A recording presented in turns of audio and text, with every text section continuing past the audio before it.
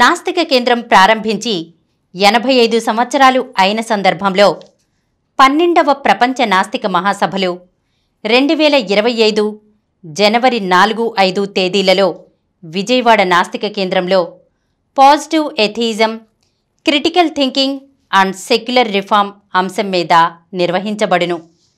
Registration fee 800 rupees. వసతి అవకాశాన్ని బట్టి ప్రతినిధులు ఏర్పాటు చేసుకొనగలరు. మహాసభలలో పాల్గొనదలుచువారు ఆన్లైన్లో రిజిస్ట్రేషన్ చేసుకోగలరు. స్పాట్ రిజిస్ట్రేషన్ అవకాశం కూడా కలదు. ఆన్లైన్లో రిజిస్టర్ చేసుకున్నవారు మహాసభల రిసెప్షన్ కౌంటర్ వద్ద తమ రిజిస్ట్రేషన్ను ధృవీకరించుకొనగలరు. ముఖ్య గమనిక: ప్రతినిధులు తమ ప్రయాణ వివరాలను రిజిస్ట్రేషన్ సమయంలో తప్పనిసరిగా తెలియజేయగలరు. మరిన్ని వివరాల కోసం ఈ క్రింది నంబర్లను సంప్రదించగలరు. జి నియంత 9490754655, శ్రీమతి రశ్మి 9849081733, హరిసుబ్రహ్మణ్యం 9390577119, డాక్టర్ మారు 9848012127. పాజిటివ్ ఎథియిజం తెలుగు ఛానల్ ప్రేక్షకులకు స్వాగతం. మనం ప్రముఖ సంఘ సంస్కర్త, మేటి నాస్తికోద్యమ నేత అయినటువంటి శ్రీమతి సరస్వతి గోరా గారి స్వీయ జీవిత గాథ గోరాతో నా జీవితం పుస్తకం నుండి ఆమె జీవిత విశేషాలు తెలుసుకుంటున్నాం కదండి. క్రితం ఎపిసోడ్లో గోరా దంపతులు అన్ని రకాల సామాజిక తరగతుల విద్యార్థులతో కలిసి విందులు, వినోదాలు ఎలా చేశారో తెలుసుకున్నాం కదండి. ఈరోజు ఎపిసోడ్లో మరిన్ని అంశాలు చూద్దాం. ఎక్కడికి వెళ్ళినా మేం విద్యార్థులందరితో కలిసి ఒకే కుటుంబం మాదిరిగా ఉండేవాళ్ళం. ఆ రోజుల్లో తరచూ ఆడపిల్లల్ని మగపిల్లలతో కలిసి బయటకు తీసుకువెళ్ళడం చాలా కొత్తగా ఉండేది. ఆడపిల్లలు వంటిల్లు, నగలు, చీరలు, అందచందాలు, నోములు, వ్రతాలు మొదలైన వాటికే పరిమితమై ఉండేవారు. చదువుకునే ఆడపిల్లలు స్కూలుకు, కాలేజీకి వెళ్ళి వచ్చినా ఇతరత్రా పెద్ద తేడా ఉండేది కాదు. కానీ ఈ విధంగా మా ఇంటి దగ్గర తరచూ జరిగే సమావేశాల్లో పాల్గొనడం, ఎక్స్కర్షన్కు రావడం, అనేక విషయాలు చర్చించుకోవడంతో ఆడపిల్లల్లో కూడా చాలా మార్పు వచ్చింది. వారి దృష్టి విశాలమయ్యింది.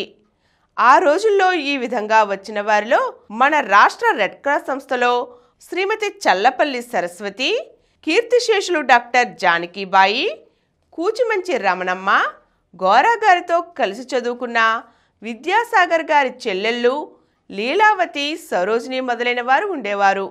మా పిల్లలు మనోరమ, లవణంలను కూడా మాతో తీసుకువెళ్తూ ఉండేవాళ్ళం.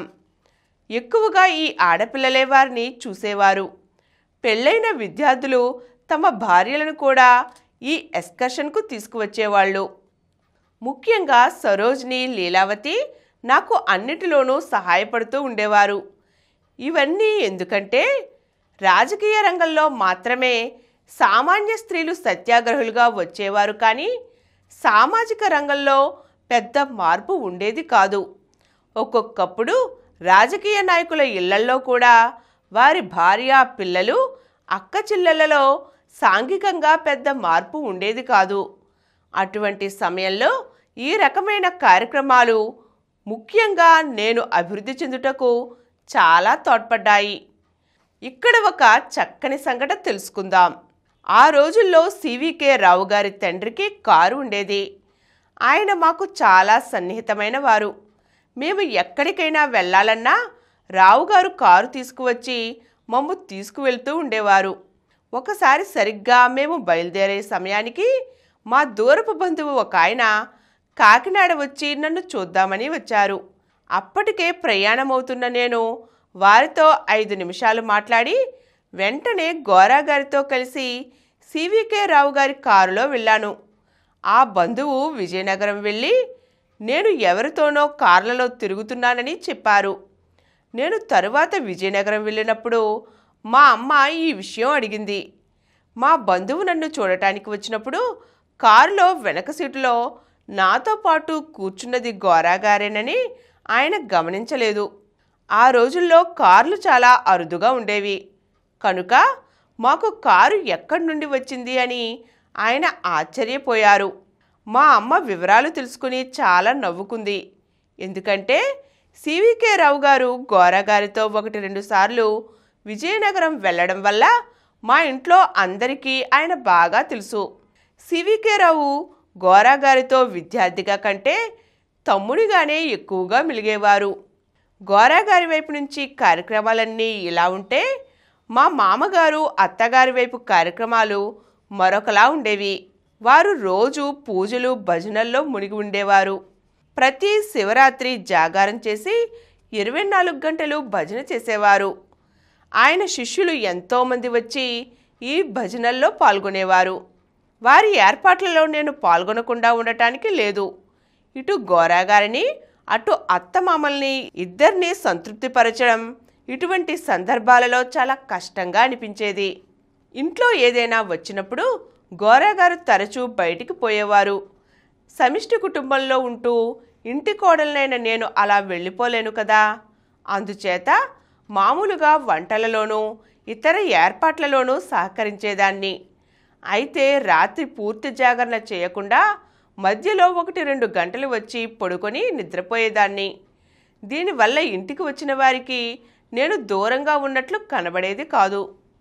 సాంప్రదాయకంగా జాగరణ చేయవలసిన ఆచారాన్ని పాటించకుండా 1-2 గంటలు పడుకోవడంతో ఆచారాన్ని ఉల్లంఘించిన దాన్ని అయ్యాను. ఈ విధంగా 2 వైపులా సర్దుకొంటకు ప్రయత్నించేదాన్ని. ఈరోజు మనం గోరాగారు విద్యార్థులతో కలిసి చనువుగా ఉండటం వల్ల ఆ రోజుల్లో వచ్చిన సామాజిక మార్పుల గురించి తెలుసుకున్నాం కదండి. మరో చక్కని అంశంతో మళ్ళీ కలుద్దాం. ఈ కార్యక్రమం మీకు ఎంతో నచ్చింది కదా. ఇటువంటి మరిన్ని వీడియోల కోసం అనతి కాలంలోనే 20 కోట్ల వ్యూస్ సాధించిన సమరం ఛానల్ సమర్పించు పాజిటివ్ ఎథియిజం తెలుగు ఛానల్కు సబ్స్క్రైబ్ చేయండి, లైక్ చేయండి, మీ ఫ్రెండ్స్కి షేర్ చేయండి. అలాగే ప్రక్కనున్న గంట సింబల్ని ప్రెస్ చేయడం మర్చిపోకండి.